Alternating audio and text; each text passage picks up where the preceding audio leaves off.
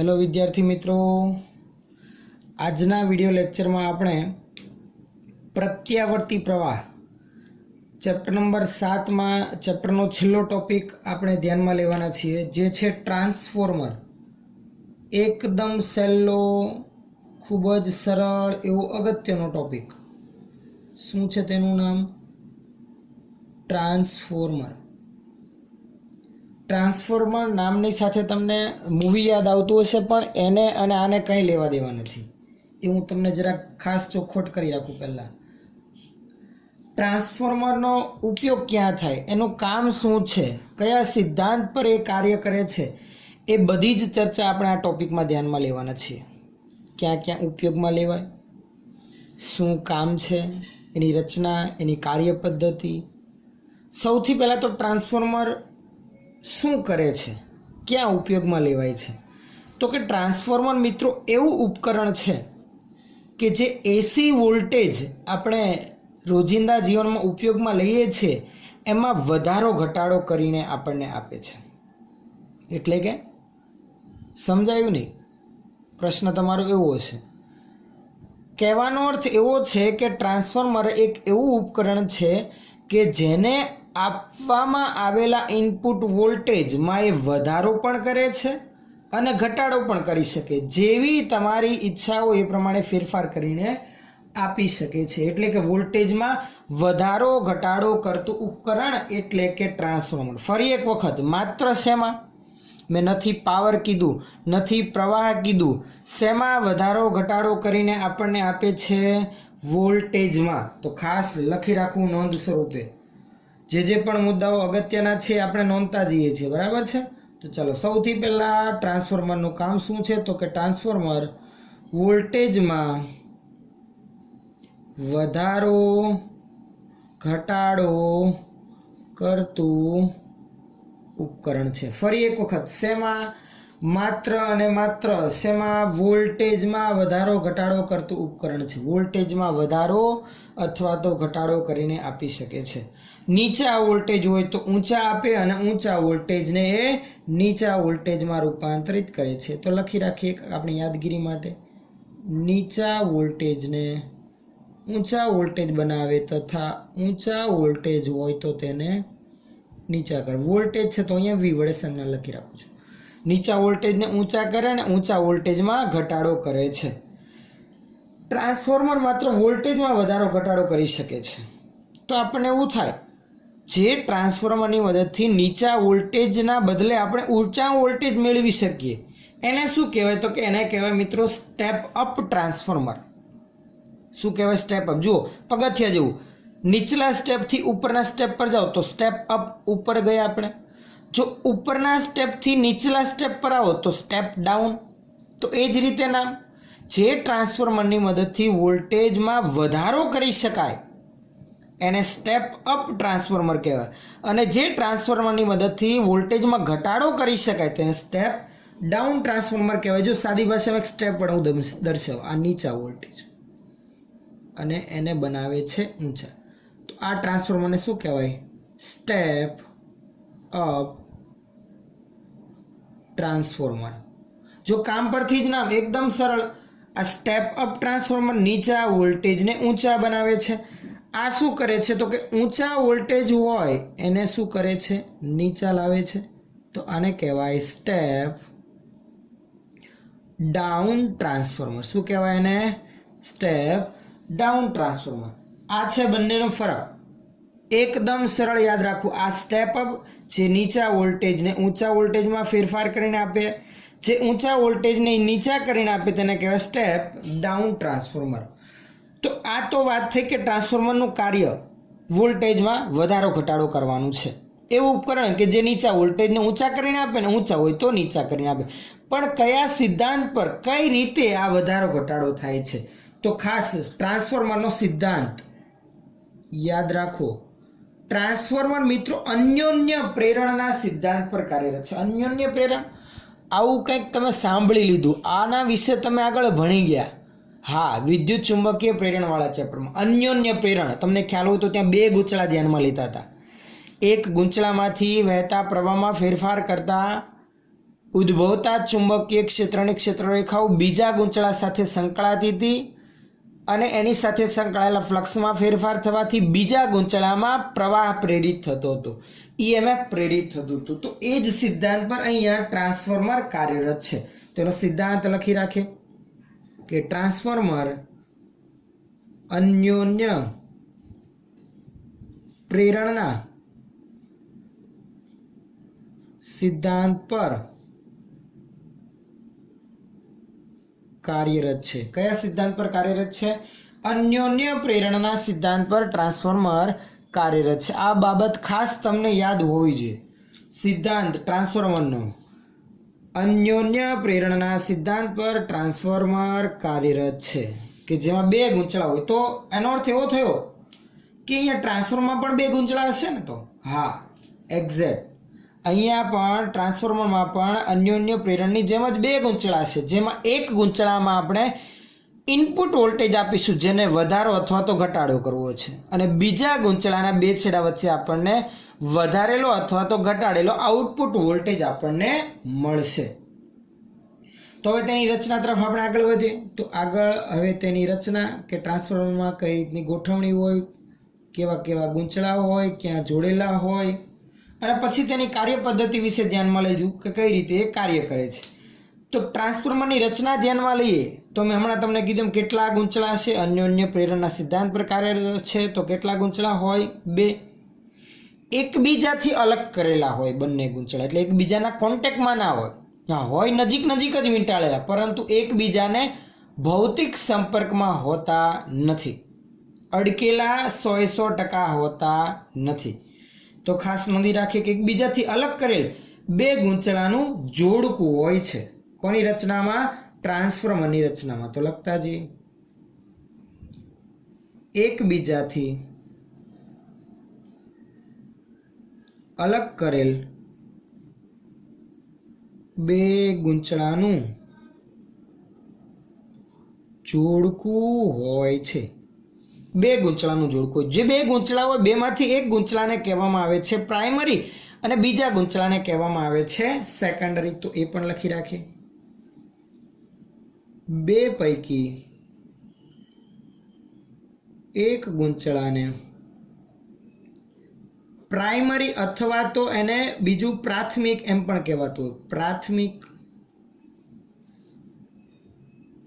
અને બીજાને સેકન્ડરી અથવા તો કહેવામાં આવે ગૌણ કહેવાય છે. બે પૈકી એક ગૂંચળાને પ્રાઇમરી ગૂંચળું અને બીજા ગૂંચળાને સેકન્ડરી અથવા તો ગૌણ ગૂંચળું કહે છે. હવે એ ગૂંચળાઓ કઈ રીતે વીંટાળેલા હોય? તો એને વીંટાળવાની રીત આધારિત બે પ્રકારના ટ્રાન્સફોર્મર કહેવામાં આવે છે. અમુક ટ્રાન્સફોર્મરમાં શું થતું હોય કે આ બંને ગૂંચળાઓને એકબીજા પર વીંટાળેલા હોય, અને અમુકમાં બંને ગૂંચળાઓને અલગ અલગ જગ્યા પર વીંટાળેલા હોય. એના આધારિત એના એ પ્રકારના વીંટાળવાની રીતને આપણે સેલ ટાઈપ અને કોર ટાઈપ એમ ટ્રાન્સફોર્મર કહેતા હોઈએ છીએ. તો હું જરાક એની આકૃતિ તમને દર્શાવી દઉં તો તમને વધુ ખ્યાલ આવે કે કઈ રીતે વીંટાળવામાં આવતા હોય છે. ખાસ ધ્યાન આપજો. આ ગૂંચળાઓને નરમ લોખંડના ગર્ભ પર વીંટાળવામાં આવે છે. શેના પર મિત્રો? નરમ લોખંડના ગર્ભ પર. શેના પર? ફરી એક વખત યાદ રાખજો, શબ્દ યાદ રહેવો જોઈએ. નરમ લોખંડના ગર્ભ પર આ ટ્રાન્સફોર્મરના ગૂંચળાને વીંટાળવામાં આવતો હોય છે. બંને ગૂંચળા નરમ લોખંડ. શા માટે? તો કે નરમ લોખંડની પરમેબિલિટી ઊંચી હોય, એટલે વધુમાં વધુ ફ્લક્સ એ સાંકળી શકે. જે ફ્લક્સ આપણે વધુમાં વધુ સાંકળવું છે એ કોના દ્વારા સરળતાથી શક્ય બને એમ છે? નરમ લોખંડ દ્વારા. એટલા માટે નરમ લોખંડના ગર્ભ પર આ ગૂંચળાઓને વીંટાળવામાં આવતા હોય છે. બીજો કોઈ જ હેતુ હોતો નથી. વધુમાં વધુ ફ્લક્સ લિંકેજ આપણે મેળવી શકીએ એટલા માટે નરમ લોખંડનો ગર્ભ ધ્યાનમાં લેવામાં આવતો હોય છે.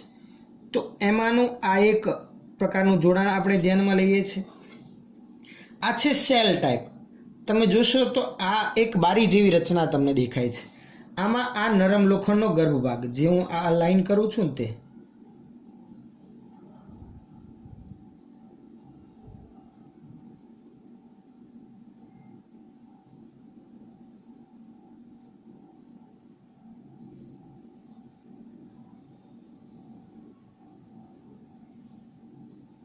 આ નરમ લોખંડના ગર્ભવાળો ભાગ, આ બાકીનો વચગાળાનો ભાગ છે જેમાં કંઈ જ નથી. ગર્ભવાળો ભાગ આ ડિઝાઇન જ્યાં તમને દેખાય છે ત્યાં છે, જેમાં એક જ આધાર પર બંને ગૂંચળાઓને વીંટાળવામાં આવતા હોય છે. એક જ આધાર પર એટલે કે એક જ જગ્યા પર.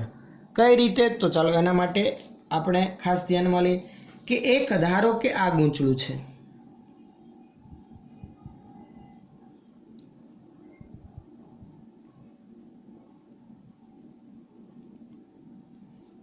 એક ગૂંચળું ધ્યાનમાં લીધું. આ ગૂંચળાને આપણે કહીએ છીએ પ્રાઇમરી ગૂંચળું, અને બીજું ગૂંચળું આ જ આધાર પર વીંટાળેલું હોય, પરંતુ એ આનાથી અલગ કરેલું. એટલે વિચાર એવો આવશે, એક જ ગૂંચળા પર બીજું ગૂંચળું વીંટાળવામાં આવે તો કઈ રીતે અલગ? પણ બંનેને છૂટા પાડતા એવા દ્રવ્યો એમના પર લગાડેલા હોય કે જેથી એક જ ગૂંચળા પર બીજું ગૂંચળું વીંટાળવામાં આવે તો એમનો ભૌતિક સંપર્ક ના થાય, એટલે કે એકમાંથી વહેતો પ્રવાહ બીજામાં લીક ના થતો હોય. ખ્યાલ આવે છે? બંને એકબીજા ઉપર વીંટાળેલા હોય પણ એકબીજાના ભૌતિક સંપર્કમાં હોતા નથી. તો આ એક પહેલું ગૂંચળું, જે આધાર પર એને વીંટાળેલું છે એ જ આધાર પર બીજા ગૂંચળાને પણ વીંટાળવામાં આવે છે. આના ઉપર જ મેં બીજાને વીંટાળી દીધું, કોઈ ફેરફાર નહીં. સમજણ પડે છે? આ કયો ટાઈપ છે ટ્રાન્સફોર્મરનો? તો કે આ છે સેલ ટાઈપ ટ્રાન્સફોર્મર. આ જે પ્રકારના ગૂંચળાઓ વીંટાળ્યા એ કયું ટાઈપ કહેવાય? Cell type transformer. એટલે કે આ જોડાણને સેલ ટાઈપ કહેવામાં આવે. બીજો કયો પ્રકાર છે? તો કે છે કોર ટાઈપ.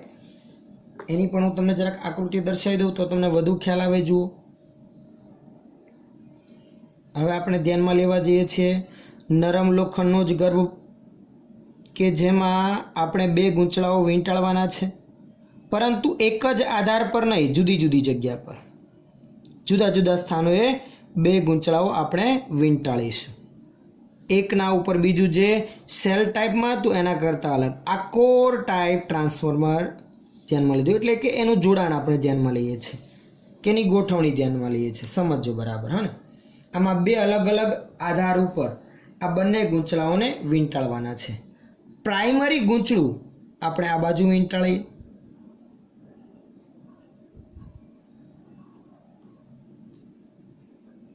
આ પ્રાઇમરી, અને સેકન્ડરી ગૂંચળાના ભાગને હું બીજી તરફ જોડું છું. સમજો બરાબર? આ સેકન્ડરી ગૂંચળું અને હું અહીંયા જોડી દઉં. બંનેમાં આટાની સંખ્યામાં ફેરફાર હોઈ શકે. જો તમે જોઈ શકો છો અહીંયા આટાની સંખ્યા ઓછી, મેં અહીંયા વધારે રાખી. આમ થવાનું કારણ તમને હમણાં આગળ ખ્યાલ આવશે જેવી એની કાર્ય પદ્ધતિ ધ્યાનમાં લઈશું તે પ્રમાણે. આ પ્રાઇમરી ગૂંચળું છે તો તેની સાથે પ્રાઇમરી વોલ્ટેજ લાગુ પાડેલા હશે, એટલે કે ઇનપુટ વોલ્ટેજ કે જેને આપણે વધારવા છે અથવા તો ઘટાડવા છે તે આ બે છેડા વચ્ચે ધ્યાનમાં લેવામાં આવે. હું અહીંયા લખી રાખું છું આમ આઈપી એટલે ઇનપુટ અને આ છે અહીંયા આઉટપુટ. આ સેકન્ડરી ગૂંચળાના બે છેડા વચ્ચે આપણને આઉટપુટ મળે. અહીંયા આપણે ઇનપુટ આપેલું છે, જેને વધારો કે ઘટાડો કરવો હોય ને એને પ્રાઇમરી ગૂંચળાના બે છેડા વચ્ચે જોડવાનો, અને એનો વધારો ઘટાડેલો વોલ્ટેજ આપણને ગૌણ ગૂંચળાના બે છેડા વચ્ચે મળશે. અહીંયા ફરી પાછો આગળમાં વાત કરીએ એમ ઇનપુટ વોલ્ટેજ જોડવાના, અહીંયા આપણને આઉટપુટ મળશે, વધારેલું અથવા તો ઘટાડેલું. આ કયા ટાઈપનું જોડાણ કહેવાય? આને કહેવાય કોર ટાઈપ. શું કહેવાય? Core type. બંને અલગ અલગ આધાર પર ગૂંચળાઓ વીંટાળેલા હોય તો એને કોર ટાઈપ ટ્રાન્સફોર્મર કહેવામાં આવે છે. આટલામાં તમને દરેકને ખ્યાલ આવી ગયો છે. અહીંયા પણ આ જે ભાગ છે એ નરમ લોખંડનો ગર્ભ ભાગ કે જેના ઉપર ગૂંચળાઓ વીંટાળવામાં આવતા હોય છે. નરમ લોખંડ શા માટે? તો કે ફરી એક વખત હું તમને હમણાં આગળ કીધું એમ કે નરમ લોખંડની મદદથી વધુમાં વધુ ફ્લક્સ સાંકળી શકાય. સહેજ પણ ફ્લક્સ લીકેજ થતું નથી. મોટામાં મોટું ફ્લક્સ આ નરમ લોખંડ દ્વારા સાંકળી શકાય, એટલા માટે જ નરમ લોખંડના ગર્ભ પર ગૂંચળાઓને વીંટાળવામાં આવતા હોય છે. હવે આ તો વાત થઈ રચનાની કે આ પ્રકારનું જોડાણ હોય છે. આમાં જે પ્રાથમિક ગૂંચળું હોય કે ઇનપુટ ગૂંચળું અથવા તો પ્રાઇમરી ગૂંચળું ગમે તે આપણે કહી શકીએ, એમાં રહેલા આટાઓની સંખ્યાને એનપી વડે દર્શાવવામાં આવે છે, અને ગૌણ ગૂંચળું અથવા તો સેકન્ડરી ગૂંચળાના આટાની સંખ્યાને એનએસ વડે દર્શાવવામાં આવે છે. લખી રાખે અહીં પ્રાથમિક ગૂંચળામાં આટાની સંખ્યા એટલે કે NS. આટાની સંખ્યાને N વડે દર્શાવે, સોરી પ્રાથમિક છે તો P વડે દર્શાવે, પ્રાઇમરી, બરાબર ને, NP. અને પ્રાથમિક અને ગૌણ ગુંચળામાં આટાની સંખ્યા NS હોય છે. આપણે એને સંજ્ઞા આપી દીધી કે પ્રાથમિક ગુંચળામાં આટા એટલે NP અને NS જ્યાં દેખાય એટલે કે ગૌણ ગુંચળામાં આટાઓની સંખ્યા. તો આ હતી તેની રચના. અહીંયા ઇનપુટ વોલ્ટેજ લાગુ પાડવાના, અહીંયા આપણને આઉટપુટ વોલ્ટેજ મળશે. પ્રાથમિક ગુંચળા સાથે ઇનપુટ વોલ્ટેજ લાગુ પાડવામાં આવે. સમજણ પડે છે? આટલામાં દરેકને ક્લિયર છે? સમજણ ખ્યાલ આવે છે? આપણને એકદમ સરળ સિમ્પલ છે, આનાથી વધારે સરળ ના હોઈ શકે. ચલો હવે તેની કાર્ય પદ્ધતિ તરફ આપણે આગળ વધીએ. કઈ રીતે ઇનપુટ ગુંચળા સાથે સંકળાયેલા કે જોડેલા વોલ્ટેજ આપણને આઉટપુટ ગુંચળામાં વધારા સાથે મળશે અથવા તો ઘટાડા સાથે મળશે, એની કાર્ય પદ્ધતિ આપણે ધ્યાનમાં લઈએ કે કઈ રીતે એ કાર્ય કરે છે, એની સમજૂતી. હવે ધ્યાનમાં લેવા જઈ રહ્યા છીએ આપણે કાર્ય પદ્ધતિ, ટ્રાન્સફોર્મરની કાર્ય પદ્ધતિ કઈ રીતે કામ કરે. ખાસ ધ્યાન આપજો. જુઓ, ધારો કે પ્રાથમિક ગુંચળામાં આપણે એસી વોલ્ટેજ લાગુ પાડ્યા. અહીંયા આ બે છેડા વચ્ચે મેં એસી વોલ્ટેજ જોડી દીધા. ચલિત વોલ્ટેજ સમય સાથે સતત બદલાતો સાઇન અથવા તો કોસ વિધેય અનુસાર. ઇન શોર્ટમાં આ પ્રકારનું એસી વોલ્ટેજ. બીજી એક વસ્તુ આપણે ખાસ ધ્યાનમાં લેવાની રહી ગઈ કે ટ્રાન્સફોર્મર વોલ્ટેજમાં વધારો ઘટાડો કરીને આપે, પરંતુ માત્ર કેવા વોલ્ટેજમાં? એસી વોલ્ટેજમાં. આ ખૂબ જ અગત્યની બાબત. હા, એક વસ્તુ મારે તમને કહેવાની રહી ગઈ, ભૂલાઈ ગઈ, બાકી રહી ગઈ આપણે વસ્તુ નોંધ લેવી કે માત્ર એસી વોલ્ટેજમાં વધારો ઘટાડો કરતું ઉપકરણ છે. ડીસી વોલ્ટેજમાં કોઈ ફેરફાર કરી શકતું નથી ટ્રાન્સફોર્મર. માત્ર એસી વોલ્ટેજ બદલાતા જતા વોલ્ટેજમાં વધારો અથવા તો ઘટાડો કરીને આપણને આપે. તો હવે એની કાર્ય પદ્ધતિ ધ્યાનમાં લઈએ. હમણાં વાત કરીએ એમ કે પ્રાથમિક ગુંચળાના બે છેડા વચ્ચે આપણે એસી વોલ્ટેજ જોડીશું તો એ આવા બદલાતા જતા વોલ્ટેજને કારણે એમાંથી આવો જ બદલાતો જતો પ્રવાહ વહેશે. એ બદલાતો જતો પ્રવાહ આવા ગુંચળામાંથી પસાર થાય તો તમે આગળ સોલેનોઇડ વિશેની માહિતી ધ્યાનમાં લઈ લીધી કે સોલેનોઇડના આંટામાંથી પ્રવાહ પસાર થાય તો અંદરના ગર્ભભાગમાં ચુંબકીય ક્ષેત્ર ઉત્પન્ન થાય કે ના થાય? તો એમ જ અહીંયા પણ ચુંબકીય ક્ષેત્ર ઉત્પન્ન થશે. ધારો કે એની દિશા આ દિશામાં છે, સમજીએ આ તરફ ચુંબકીય ક્ષેત્ર રેખાઓ આમ ઉત્પન્ન થાય છે. પણ જો વહેતો પ્રવાહ બદલાતો જતો હોય, સતત વધઘટ પ્રકારનો, ઉલટ સુલટ પ્રકારનો, તો ઉત્પન્ન થતું ચુંબકીય ક્ષેત્ર પણ એ જ પ્રકારે છે. કારણ કે સોલેનોઇડની અંદરનું ચુંબકીય ક્ષેત્ર તમને ખબર છે B બરાબર μ0 NI વડે મળે. તો જો પ્રવાહ બદલાય તો ચુંબકીય ક્ષેત્ર બદલાય અને એ ઉત્પન્ન થતું ચુંબકીય ક્ષેત્ર નરમ લોખંડના ગર્ભ દ્વારા ગૌણ ગુંચળા સાથે સંકળાય છે. અને નરમ લોખંડનો ગર્ભ જોડેલો છે એટલે મોટો બેનિફિટ એ છે સહેજ પણ ફ્લક્સ લીકેજ થયા વગર લગભગ મોટા ભાગનું ચુંબકીય ફ્લક્સ આ ગૌણ ગુંચળામાંથી પસાર થશે. તમને ખબર છે ને, ગુંચળા સાથે સંકળાયેલ ફ્લક્સ ફાઈ બરાબર B × A વડે આપણે દર્શાવીએ છીએ. હા કે ના? ચલો સમજૂતી સ્વરૂપે હું અહીંયા ખાસ જરાક સાઈડમાં નોંધ સ્વરૂપે લખી રાખું. બરાબર છે? આ તમારે નોંધમાં લખવાની જરૂર નથી, આ સમજૂતી માટે છે. અહીંયા ધ્યાન આપજો. બરાબર જુઓ ફરી એક વખત. ઇનપુટ ગુંચળા સાથે મેં એસી વોલ્ટેજ લાગુ પાડ્યા તો ગુંચળામાંથી વહેતો પ્રવાહ ઉલટ સુલટ પ્રકારનું છે, જેના લીધે ગુંચળામાં ઉદ્ભવતું ચુંબકીય ક્ષેત્ર સોલેનોઇડ માટે મળતું તે μ0 NI જેટલું હશે. આ આઈમાં શું થાય છે? ફેરફાર થાય છે. તો શેમાં ફેરફાર થશે? બીમાં ફેરફાર થશે. તો ગુંચળા સાથે સંકળાયેલા ફ્લક્સમાં પણ ફેરફાર થશે. ગુંચળા સાથે સંકળાયેલ ફ્લક્સ ફાઈ બરાબર B × એક જ આંટા સાથે. બરાબર? ધારો કે ગુંચળાના આડછેદનું ક્ષેત્રફળ કેટલું છે હું એ ધ્યાનમાં લઉં છું. તો એક આંટા સાથે સંકળાયેલ ફ્લક્સ આટલું. જો I બદલાય, B બદલાય તો સંકળાયેલ ફ્લક્સ ફાઈ બદલાય. અને ફ્લક્સમાં ફેરફાર થતો હોય તો ફેરાડેના નિયમ અનુસાર EMF પ્રેરિત થાય. E બરાબર -dφ/dt. તો પ્રાથમિક ગુંચળામાં EMF પ્રેરિત થશે. અને જો આ સંકળાયેલું ફ્લક્સ કે ઉદ્ભવતું ચુંબકીય ક્ષેત્રની ક્ષેત્રરેખાઓ બધી જ આની સાથે પણ સંકળાતી હોય તો શું થશે? આના આંટા સાથે પણ ફ્લક્સ સંકળાશે તો એ પણ ફાઈ બરાબર B × A મુજબ બીજા ગુંચળામાં. બરાબર ને? ધારો કે એનું પણ આડછેદનું ક્ષેત્રફળ એ છે, સમજીએ બંનેના આડછેદના ક્ષેત્રફળ સમાન છે પણ આંટા અલગ અલગ. આમાં જે આંટા હતા એના કરતાં આમાં વધુ હોઈ શકે અથવા ઓછા હોઈ શકે. તો જેટલા આંટા વધુ એટલું ફ્લક્સ વધુ સંકળાશે. અને સંકળાયેલા ફ્લક્સ આધારિત બીજા ગૂંચળામાં પણ ઈએમએફ પ્રેરિત થશે ફેરાડેના નિયમ અનુસાર. અને બીજા ગૂંચળામાં આપણને બે છેડા વચ્ચે આઉટપુટ વોલ્ટેજ મળશે. જો બીજા ગૂંચળામાં પહેલા પ્રાઇમરી ગૂંચળાના આંટા કરતાં વધુ આંટા હોય તો અહીંયા સંકળાયેલું ફ્લક્સ વધુ હોય એટલે પ્રેરિત થતું ઈએમએફ આના કરતાં વધુ મળશે. તો આનો અર્થ એવો થયો ને, સ્ટેપ અપ માટે આ આઉટપુટ અથવા તો ગૌણ ગૂંચળામાં આંટાની સંખ્યા ઇનપુટ ગૂંચળાના આંટા કરતાં વધુ હોય અને સ્ટેપ ડાઉન માટે આ ગૌણ ગૂંચળામાં આંટા પ્રાઇમરી ગૂંચળામાં અથવા તો પ્રાથમિક ગૂંચળામાં રહેલા આંટાઓની સંખ્યા કરતાં ઓછા રાખવાના. ક્લિયર? ખ્યાલ આવે છે? ચલો હવે આપણે એ પ્રમાણે નોંધ લખતા જઈએ. તો સૌથી પહેલાં તો ધારો કે પ્રાથમિક ગૂંચળામાં લાગુ પાડેલ એસી વોલ્ટેજના કારણે આપણે લખતા જઈએ કે રચાતા પ્રવાહના લીધે પ્રાથમિક અને ગૌણ ગૂંચળાના પ્રત્યેક આંટા સાથે સંકળાયેલ ફ્લક્સ, જુઓ બંનેના આડછેદનું ક્ષેત્રફળ એક સરખું હું લઉં છું. ચુંબકીય ક્ષેત્ર જે આમાંથી વહેતા પ્રવાહના લીધે ઉત્પન્ન થાય એ જ આપણને અહીંયા મળે છે. તો દરેકના એક એક આંટા સાથે સંકળાયેલ ફ્લક્સ તો એક સરખું જોવાનું છે. તો એની આપણે એક ધારણા લખી રાખીએ સૌથી પહેલા. ચલો ધ્યાન આપજો. ધારો કે પ્રાથમિક ગૂંચળાના અથવા તો ગૂંચળામાં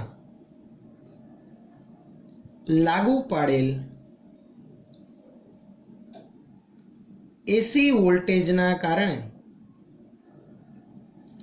રચાતા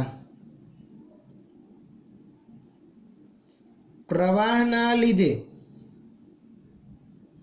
પ્રાથમિક અને બીજું કયું તો કે ગૌણ, પ્રાથમિક અને ગૌણ ગૂંચળાના ધારો કે પ્રત્યેક આંટા સાથે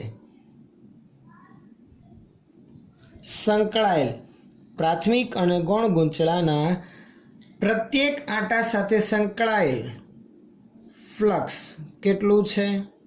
ફાઈ છે. પ્રત્યેક એક એક આંટા સાથે સંકળાયેલ ફ્લક્સ એક સમાન ધારો કે ફાઈ છે. ફ્લક્સ લખી રાખી એક સમાન ફાઈ છે. એક સમાન ફાઈ જેટલું છે, જ્યાં ફાઈ બરાબર બી ઇન્ટુ એ મુજબ આપણને મળશે. પરંતુ આપણને અહીંયા ખબર છે કે હવે પ્રાથમિક ગૂંચળામાં આંટાની સંખ્યા એનપી અને ગૌણ ગૂંચળામાં આંટાની સંખ્યા એનએસ છે. તો પ્રાથમિક ગૂંચળા સાથે સંકળાયેલ કુલ ફ્લક્સ કેટલું? તો કે એનપી ઇન્ટુ ફાઈ. આથી પ્રાથમિક ગૂંચળા સાથે સંકળાયેલ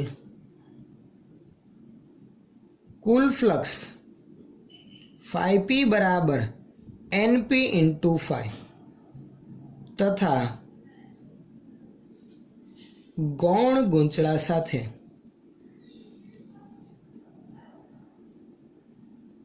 સંકળાયેલ કુલ ફ્લક્સ કેટલું આવશે મિત્રો? તો કે ફાઈ એસ બરાબર એનએસ ઇન્ટુ ફાઈ જેટલું આપણને મળશે. હવે ખાસ ધ્યાન આપજો. હવે આપણે ધ્યાનમાં લેવા જઈ રહ્યા છીએ ફેરાડેનો નિયમ, કારણ કે આ સંકળાયેલા ફ્લક્સમાં પણ ફેરફાર થાય છે. કારણ કે ફ્લક્સનો આધાર ફાઈ ઉપર, ફાઈનો આધાર બી ઉપર, બીનો આધાર આઈ ઉપર અને આઈનો આધાર વી ઉપર. વોલ્ટેજ તો એસી છે જ, તો પ્રવાહ પણ બદલાતો જતો. ફ્લક્સમાં રહેલ ચુંબકીય ક્ષેત્ર બીમાં ફેરફાર થવાથી ફ્લક્સ પણ બદલાતું જતું મળશે. અને ગૂંચળા સાથે સંકળાયેલા ફ્લક્સમાં ફેરફાર થાય તો જ ઈએમએફ પ્રેરિત થાય. તો પ્રેરિત ઈએમએફ આપણે નોંધી રાખીએ કયા કયા? તો કે પ્રાથમિક અને ગૌણ ગૂંચળામાં પ્રેરિત ઈએમએફ કોના નિયમ અનુસાર? ફેરાડેના નિયમ અનુસાર. તો લખી રાખીએ. આથી ફેરાડેના નિયમ અનુસાર પ્રાથમિક ગૂંચળામાં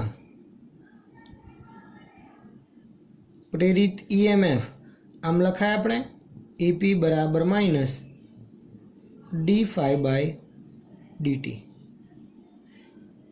માઇનસ ડી બાય ડીટી फाईनी किंमत આપણે લખી રાખીએ અહીંયા પ્રાથમિક ગૂંચળા માટે 5p આવશે જે છે np * 5 માઈનસ np * d∅/dt તથા ચલો પ્રાથમિકની જેમ જ આપણે ગૌણ ગૂંચળામાં પ્રેરિત EMF લખી રાખીએ ગૌણ ગૂંચળામાં प्रेरित EMF ES बराबर माइनस d∅s/dt बराबर माइनस d/dt ∅s ની કિંમત લખી રાખી અહીંયાથી ns * 5 માઇનસ ns * d∅/dt આ સમીકરણ તમને ખબર હોવી જોઈએ કે EP બરાબર માઇનસ np * d∅/dt અને ES બરાબર માઇનસ ns * d∅/dt હવે મિત્રો આ તો પ્રેરિત EMF હતું એને આપણે લાગુ પડેલા વોલ્ટેજ માટે EP ના બદલે VP અને ES ના બદલે VS સંજ્ઞા આપી રાખીએ અહીં EP બરાબર VP અને ES બરાબર VS લઈ શકાય હવે આપણે શું કરીએ આ બંને સમીકરણનો ગુણોત્તર લઉં છું જરાક ધ્યાન આપજો પહેલા હું ગૌણ ગૂંચળામાં પ્રેરિત EMF કે ઉદ્ભવતું EMF લખું અને એના છેદમાં प्राथमिक गूंचड़ा में उद्भवतु EMF लखू छू तो हूँ शू लखू पहला VS ना छेद में VP VS नु समीकरण आवशे अने VP नु समीकरण आवशे में d∅/dt कैंसल माइनस कैंसल तो वधशे शू NS/NP आ बाबत खास तमारे ध्यान में लेवा जेवी छे के भाई गौण गूंचड़ा में उद्भवतु के मळतु EMF ना छेद में प्राथमिक गूंचड़ा में उद्भवतु EMF इज इक्वल टू तेना आटाओनी संख्याना गुणोत्तर जेटलू होय छे अने आज पदने आपणे एक नवी संज्ञा वडे दर्शाववाना छे आर क्यांक तमने आर जोवा मळशे क्यांक तमने लेमडा जोवा मळशे अने एने शुं कहेवामां आवे छे ट्रांसफॉर्मेशन शुं कहेवाय ट्रांसफॉर्मेशन गुणोत्तर ट्रांसफॉर्मेशन गुणोत्तर आ VS/VP बराबर NS/NP बराबर R जेने कहेवाय ट्रांसफॉर्मेशन गुणोत्तर जो आ ट्रांसफॉर्मेशन गुणोत्तर નું મૂલ્ય 1 કરતા મોટું હોય ધ્યાન આપજો બરાબર હવે જો R ગ્રેટર ધેન 1 હોય R નું મૂલ્ય 1 કરતા મોટું ક્યારે હોય તો કે NS NP કરતા મોટું હોય એટલે કે NS ગ્રેટર ધેન NP હોય તો output voltage VS greater than VP हो समझण पड़े छे आमां एक समीकरण परथी बधी वस्तु छे जुओ ट्रांसफॉर्मेशन गुणोत्तरનું मूल्य 1 करता मोटું एनो अर्थ एवो आउटपुट वोल्टेज इनपुट वोल्टेज करता वधु होय आउटपुट वोल्टेज इनपुट वोल्टेज करता वधु होय तो एने कहेवाय स्टेप अप ट्रांसफॉर्मर तो आ ट्रांसफॉर्मर कयुं छे स्टेप अप आ एनी विगत खास ध्यान में लई लेवी के जो आ ट्रांसफॉर्मेशन गुणोत्तर 1 करता मोटो आटाओनी संख्या गौण गूंचड़ा में प्राथमिक करता वधु तो एना बे छेड़ा वच्चेना वोल्टेज प्राथमिक करता वधु हशे तो एने कहेवामां आवे स्टेप अप ट्रांसफॉर्मर अने ए ज रीते बीजामां आनाथी उलटू के जो ट्रांसफॉर्मेशन गुणोत्तरनुं मूल्य 1 करता नानुं तो प्राथमिक गूंचड़ा में गौण करता आटानी संख्या वधु प्राथमिक में रहेला लागू पड़ेला वोल्टेज करता गौण में मळता वोल्टेज ओछा मळशे तो एने स्टेप डाउन कहेवाय तो ए पण नोंधी राखीए बाबत ध्यान आपजो बराबर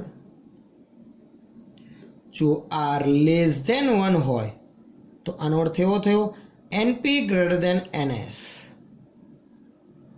होय तो VP ग्रेटर देन VS अने एवा ट्रांसफॉर्मर ने कहेवाय स्टेप डाउन ट्रांसफॉर्मर शुं कहेवाय ने स्टेप डाउन ट्रांसफॉर्मर खास ध्यान में लेवुं जो आउटपुट वोल्टेज मूल्य इनपुट करता ओछुं होय तो एने आपणे कहीए छीए स्टेप डाउन ट्रांसफॉर्मर जे आपणे अहींया खास नोंध स्वरूपे लखेल छे तो आ समीकरण परथी आपणे सीधो ख्याल आवे आ बाबत आपणे खास शॉर्ट क्वेश्चन में MCQ में याद राखवा जेवा आधारित प्रश्नों पूछाता होय छे तो आ हती वात मित्रों ट्रांसफॉर्मरना प्रकारमां केवा केवा फेरफार होय वोल्टेज में फेरफार मेळववा माटे आटा में केवा फेरफार मेळववा जो आउटपुट वोल्टेज वधु मेळववा होय तो आउटपुट गूंचळामां आटानी संख्या इनपुट करता वधु राखवानी जो आउटपुट वोल्टेज इनपुट करता ओछा मेळववा होय तो आमां आटानी संख्या आना करता एटले के प्राथमिक करता ओछा राखवाना બીજો કોઈ ફેરફાર કરવાનો નહીં. બીજી એક વસ્તુ આપણે એ ધ્યાનમાં લેવાના છે કે ટ્રાન્સફોર્મરના કિસ્સામાં વોલ્ટેજમાં વધારો ઘટાડો થાય પણ શું પાવરમાં ફેરફાર થાય? તો કે ના. આદર્શ ટ્રાન્સફોર્મર હોય તેમાં ઇનપુટ પાવર જેટલો હોય એટલો જ આપણને આઉટપુટ પાવર મળતો હોય છે, પણ એ આદર્શ ટ્રાન્સફોર્મરના કિસ્સામાં. વ્યવહારમાં જે આપણે ઉપયોગમાં લઈએ એ આદર્શ હોતું નથી, એમાં કંઈક પાવર વ્યય થતો જોવા મળતો હોય છે. તો એની જરાક આપણે નોંધ આગળ વધારીએ. હવે તો હવે મિત્રો આપણે ચર્ચા કરવા જઈ રહ્યા છીએ આદર્શ ટ્રાન્સફોર્મરની આઈડિયલ કન્ડિશન. આપણે એક વસ્તુ તો ખાસ યાદ રાખવી, ટ્રાન્સફોર્મરના કિસ્સામાં વોલ્ટેજમાં વધારો ઘટાડો થાય, વોલ્ટેજમાં વધારો ઘટાડો થાય, પરંતુ ટ્રાન્સફોર્મરના કિસ્સામાં ઇનપુટમાં જે આપણે પાવર પૂરો પાડેલો હોય, વિદ્યુત પાવર, આઉટપુટમાં એનો એ જ મળે. આદર્શ ટ્રાન્સફોર્મરના કિસ્સામાં 100% પાવર એનો એ જ રહેશે, પાવરમાં ફેરફાર થતો નથી. પરંતુ વ્યવહારમાં વપરાતા ટ્રાન્સફોર્મરમાં 95% આઉટપુટ પાવર આપણને મળતો હોય છે. 2-5% પાવર વ્યય એટલે કે ઉર્જાનો વ્યય થતો જાણવા મળતો હોય. એના કારણો આપણે હમણાં પાછળથી ધ્યાનમાં લઈએ. તો સૌથી પહેલાં આપણે વાત કરીએ આદર્શ ટ્રાન્સફોર્મરની. આદર્શ ટ્રાન્સફોર્મર ખાસ ધ્યાનમાં લેવું કે ભાઈ આદર્શ ટ્રાન્સફોર્મરમાં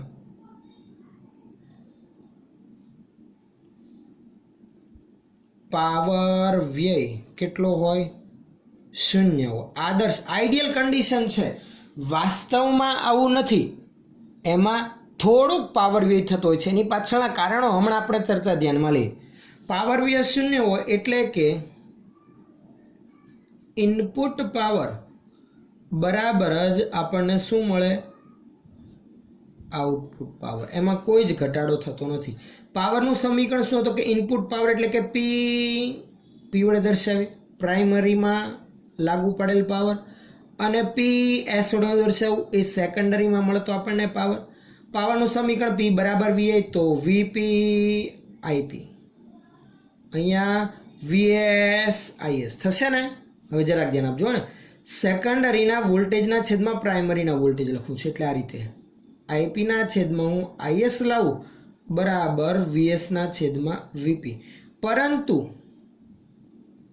તમને એક સમીકરણ આ ખબર છે, VS/VP બરાબર NS/NP બરાબર R. તો આ પદને સાથે હું આને કમ્પેરિઝન લખી શકું, એટલે એક નવું સમીકરણ મને મળ્યું. જુઓ, પ્રવાહ સાથે સંબંધ દર્શાવતું IP/IS બરાબર VS/VP બરાબર NS/NP બરાબર ટ્રાન્સફોર્મેશન ગુણોત્તર. મિત્રો આ સમીકરણ તમને યાદ હોવું જોઈએ, આ ભૂલાવવું જોઈએ નહીં. ટ્રાન્સફોર્મરના બધા જ પ્રશ્નો માટે એક જ સમીકરણ કે જે તમારે ખાલી યાદ રાખવાનું છે, એક આ જે હું હાઇલાઇટ કરું છું અત્યારે. ખાસ સંજ્ઞામાં માઇનોર ફેરફાર છે. જુઓ, વોલ્ટેજ અને આંટાની સંખ્યા તો એકબીજાના સમપ્રમાણમાં છે. બીજા ગૂંચળામાં ઊંચા વોલ્ટેજ મેળવવા હોય તો આંટાની સંખ્યા પણ વધુ રાખવાની. બીજા ગૂંચળામાં ઓછા વોલ્ટેજ મેળવવા હોય તો આંટાની સંખ્યા પણ પ્રાઇમરીની કમ્પેરિઝનમાં ઓછી રાખવાની. પણ પ્રવાહ એના કરતાં ઊંધો છે. આમ થવાનું કારણ શું? તમે જરાક ખાસ ધ્યાનથી જુઓ. પાવરનું સમીકરણ P બરાબર V × I આવે. હવે આપણે વોલ્ટેજ વધારીએ અથવા તો ઘટાડીએ, પણ પાવર અચળ રાખવો હોય તો જો વોલ્ટેજમાં વધારો થતો હોય તો પ્રવાહમાં ઘટાડો કરવો જ પડે. એના વગર તો શક્ય નથી પાવર એના એ જ મૂલ્યનો અચળ મેળવવો. બરાબર ને? જો મારે ઊંચા વોલ્ટેજ મેળવવા હોય તો મારે સેકન્ડરી ગૂંચળામાંથી વહેતા પ્રવાહના મૂલ્યમાં શું કરવો પડે? ઘટાડો કરવો પડે. તો જ V અને અચળ રહે. જો તમને સમીકરણ ખબર છે P બરાબર VI, આ મારે રાખવો છે અચળ. આ ક્યારે શક્ય બને? V હું વધારતો, ધારો કે સ્ટેપ અપ ટ્રાન્સફોર્મર હોય, એમાં આઉટપુટ વોલ્ટેજ જો હું ઊંચા મેળવતો હોઉં તો પાવર પણ વધી ગયો, પણ પાવર તો મારે અચળ રાખવો જ છે, તો પ્રવાહ ઘટશે ઓટોમેટિક. આપણે કંઈ ઉર્જા વધારવાના નથી કે ઉર્જા ઘટાડવાના નથી, નહીતર તો ઉર્જા સંરક્ષણનો નિયમ ખોટો પડે. ઉર્જાનો જથ્થો તો એનો એ જ રહેવાનો છે, એટલે વોલ્ટેજ વધારીશું તો પ્રવાહ ઓટોમેટિક ઘટી જશે, કેમ કે તો જ પાવર આપણને અચળ મળવાનો છે. પણ આ આદર્શ ટ્રાન્સફોર્મરમાં પાવર વ્યય 0, એટલે કે 100% આપણે ઇનપુટમાં રહેલો પાવર આપણે આઉટપુટમાં મેળવી શકીએ. પણ વ્યવહારમાં વપરાતા ટ્રાન્સફોર્મરમાં આઉટપુટ પાવર ઇનપુટ પાવર કરતાં થોડોક ઓછો હોય છે. કંઈક લગભગ એવું કહેવાય છે 95% આપણને આઉટપુટ પાવર મળે. વ્યવહારમાં આ શક્યતા શક્ય નથી. માઇનોર ફેરફાર હોય, થોડા ઘણા અંશે તો આપણે પાવર વ્યય થતો જોઈએ છે. લખી રાખીએ. વ્યવહારમાં વપરાતા ટ્રાન્સફોર્મરમાં 95% આઉટપુટ પાવર મળે છે. એવી ડિઝાઇનો, એવા આપણે એના તૈયાર કરેલા હોય ધારા ધોરણો કે અમુક ગૂંચળાઓ એવી કોપરના ધ્યાનમાં લીધેલા હોય કે જેથી 5%નો તો આપણે પાવર વ્યય રોકી શકતા નથી, એટલો તો થાય છે, પણ 95% જેટલો આઉટપુટ પાવર આપણે મેળવી શકીએ છીએ.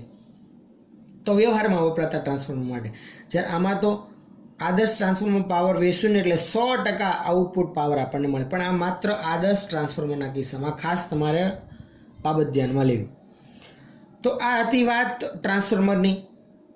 બીજો એક પ્રશ્ન એવો આવશે કે આ જે ટ્રાન્સફોર્મર છે એ વાસ્તવિક ટ્રાન્સફોર્મરમાં આજે 5% પણ પાવરનો વ્યય થયો એટલે કે ઉર્જાનો ઘટાડો નોંધાય છે, એ કોના લીધે થાય છે? તો એના અમુક કારણો છે જે આપણે જરા ખાસ ધ્યાનમાં લઈએ. એ કારણો વિશેની ચર્ચા. તો ધ્યાન આપજો. વાસ્તવિક ટ્રાન્સફોર્મરમાં થતી ઉર્જા વ્યયના કારણો, જે ચારેક કારણો છે એની માત્ર આપણે બાબત ધ્યાનમાં લઈએ કે પહેલું એક કારણ છે એમાં છે ફ્લક્સ લીકેજ, કે ફ્લક્સ લીકેજના કારણે આ ઉર્જાનો પાવરનો વ્યય થતો હોય છે. મિત્રો, ફ્લક્સ લીકેજ આપણને ખબર છે, અહીંયા બે ગૂંચળા છે. એક ગૂંચળા સાથે સંકળાયેલું ફ્લક્સ અન્યોન્ય પ્રેરણના સિદ્ધાંત આધારિત બીજા ગૂંચળા સાથે સંકળાય છે, પણ એ ફ્લક્સ લીકેજના લીધે આઉટપુટ પાવર ઇનપુટ પાવર કરતાં ઓછું મળતું હોય છે. જો આ ફ્લક્સ લીકેજનું મૂલ્ય ઓછું કરવું હોય, ઓછો લીક કરે એવી પ્રકારની ગોઠવણી કરવી હોય તો એના માટે જે પણ ગર્ભ ભાગ આપણે ધ્યાનમાં લઈએ છીએ કે જેના ઉપર આપણે વાહક તારના ગૂંચળા વીંટાળીએ છીએ એ નરમ લોખંડના બને તેટલા સારી ક્વોલિટીના પસંદ કરવામાં આવે છે.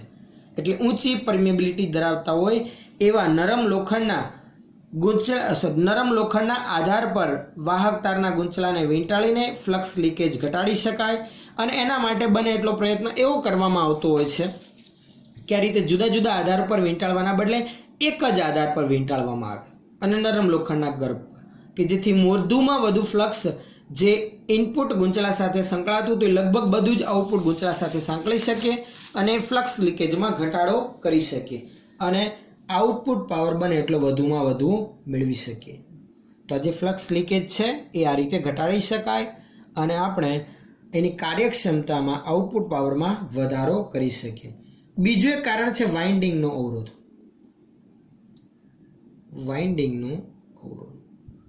વાઇન્ડિંગ એટલે કે ગૂંચળાના આંટા, એનો અવરોધ.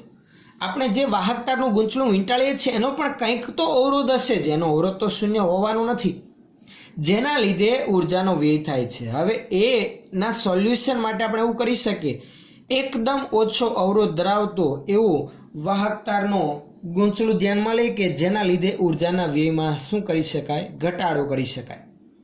એવું એકદમ વધુમાં વધુ સારી ગુણવત્તાવાળા કોપરને ધ્યાનમાં લઈને વાઇન્ડિંગના અવરોધને ઓછો કરીને આપણે આ ઉર્જા વ્યય ઘટાડી શકાય.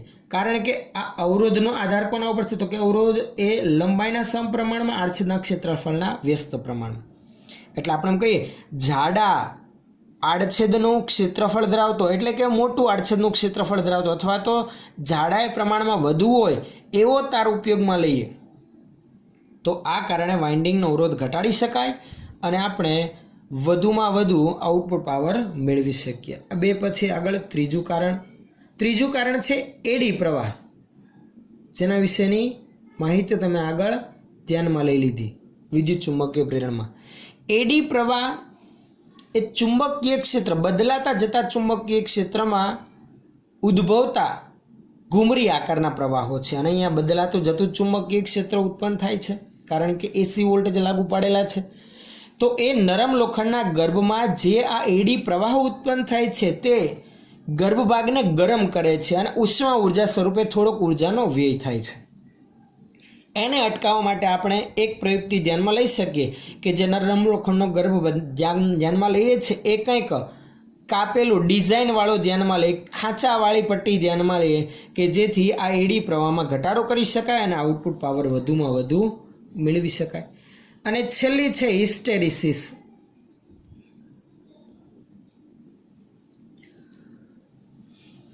આમાં આપણે શું ધ્યાનમાં લીધું કે હિસ્ટેરિસિસ વિશેની માહિતી આપણે એની આગળના ચેપ્ટરમાં ધ્યાનમાં લઈ લીધી. માહિતી ચુંબકત્વ અને દ્રવ્યમાં તેમાં તમે જોયું છે ચુંબકીય ક્ષેત્ર વિરુદ્ધ ચુંબકીય તીવ્રતા Hનો આલેખ.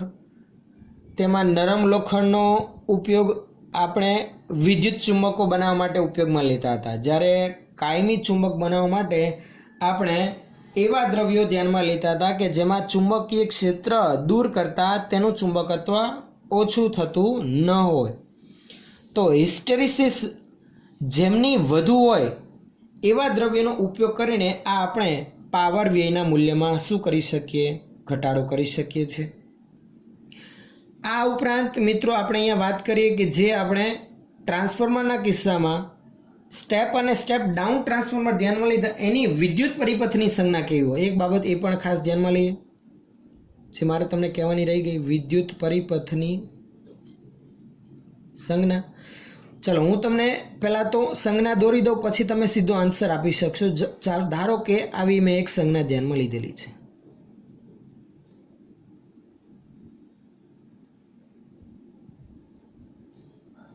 ચલો બે ગૂંચળા હોય તો બે ગૂંચળા આપણે દર્શાવી રાખ્યા.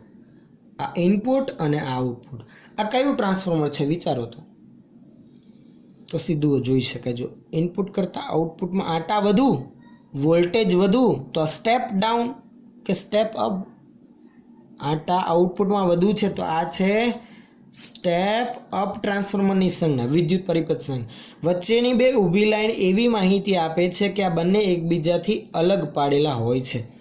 અને જો સંજ્ઞા આવી હોય, ઇનપુટમાં આટાની સંખ્યા આઉટપુટ કરતાં વધુ હોય, આઉટપુટમાં ઓછા આટા હોય, તો આને કયું ટ્રાન્સફોર્મર કહેવાય? તો આને સીધો ખ્યાલ આવે, આ છે સ્ટેપ ડાઉન ટ્રાન્સફોર્મર. કયું છે આ? Step down transformer. બીજો કોઈ જ ફેરફાર નથી, બંનેમાં ગૂંચળા તો છે જ. આ એની વિદ્યુત પરિપથની સંજ્ઞા આપણે ધ્યાનમાં લીધી. તો આ હતી વાત મિત્રો ટ્રાન્સફોર્મરની. ફરી એક વખત પહેલી ને છેલ્લી વાર, ટ્રાન્સફોર્મરનો ઉપયોગ ક્યાં થાય, શેના માટે ઉપયોગમાં લેવામાં આવે છે? તો કે વોલ્ટેજમાં વધારો ઘટાડો કરવા માટે.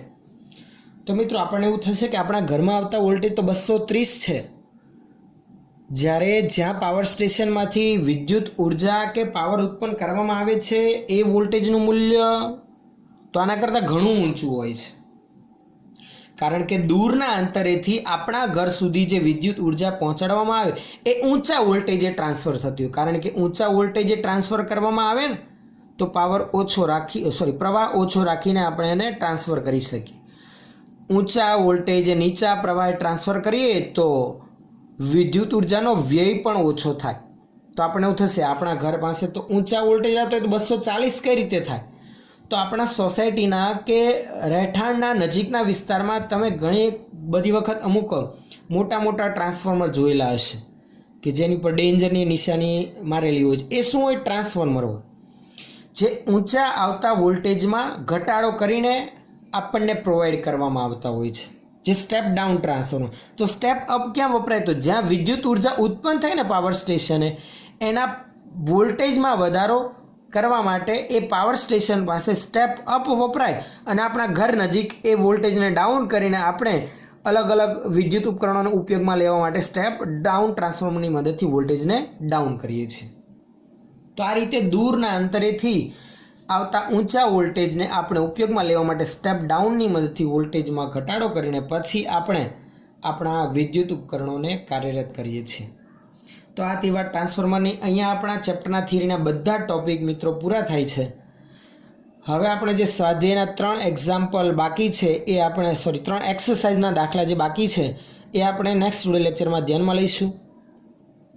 ઓકે, તો આજે થિયરી આપણે ધ્યાનમાં લીધી એની નોંધ તમારી નોટબુકમાં ખાસ ધ્યાનથી લખી રાખજો. કદાચ મેં આમાં અમુક વર્ણનમાં બાબત લખવાની રહી ગઈ હોય તો તમે તમારી ટેક્સ્ટબુક પ્રિફર કરી શકો છો. બાકી લગભગ તો ઓલમોસ્ટ આપણે સમીકરણની બાબતે, સમજૂતીની બાબતે બધું ધ્યાનમાં લઈ લીધું. બરાબર છે? ઓકે, તો અહીંયા સુધી આપણે અટકાવીએ આજે.